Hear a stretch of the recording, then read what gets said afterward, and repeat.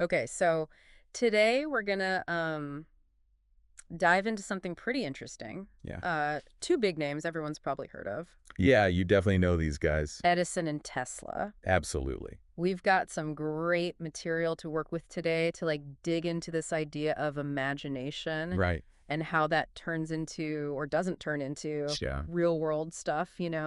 Exactly. How do we get from the dream to something you can actually touch and use? Right, exactly. And I think that's something everybody listening can connect with on some level, right? Totally. I mean, think about it, whether you're like planning a project at work or you've got some side hustle you're trying to get off the ground, or even just daydreaming about something cool you want to do. Right, or just curious about how innovation works in general. Totally. So looking at these two inventors, I think is going to give us a lot to unpack. Absolutely. And I mean, right away, you've got this really striking difference in their legacies. Huge. Yeah.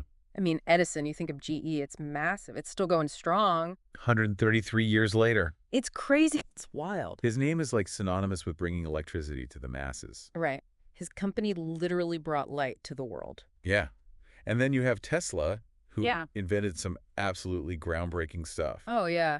I mean, AC power, alternating current. That's how we power everything these days. Pretty much. It's the backbone of the electrical grid, but Yeah.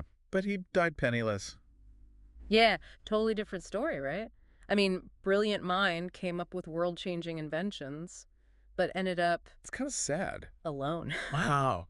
Yeah, there's this image from the source material we were looking at. It's like Tesla with a pigeon. Really? Yeah, and he was apparently really attached to this bird. It's kind of this poignant detail. Wow.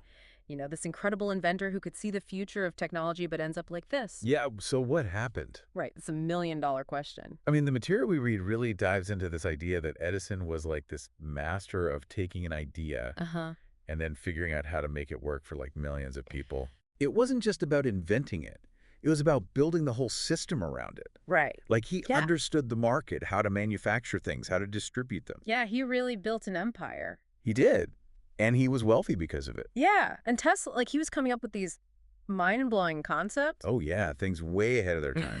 Wireless communication-free energy. I mean, that's the holy grail, right? Free Yeah. energy. Absolutely. But it was all theoretical. Mm. He had the vision, but not necessarily the... The practical how-to. Yeah, exactly. And I think that's what the source is getting at with that line. Which one?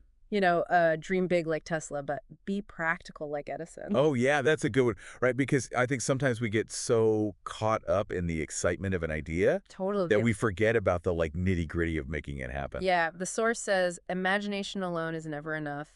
You need to bridge the dream with reality. And that's where Edison really excelled. He built that bridge. He figured out the steps to go from a concept in his head to a product you could buy at a store. Right, so it's not just what you dream up, it's how you bring it into the world. Exactly. So for everyone listening, think about that for a second. Yeah. What are those ideas you have bouncing around in your head? Uh-huh. And what would it take to actually make them real? What are the steps? What are the obstacles you need to overcome? Because I think that's the big takeaway here. For sure. You can be the most brilliant mind in the world. Totally. But if you can't turn those ideas into something tangible, Right.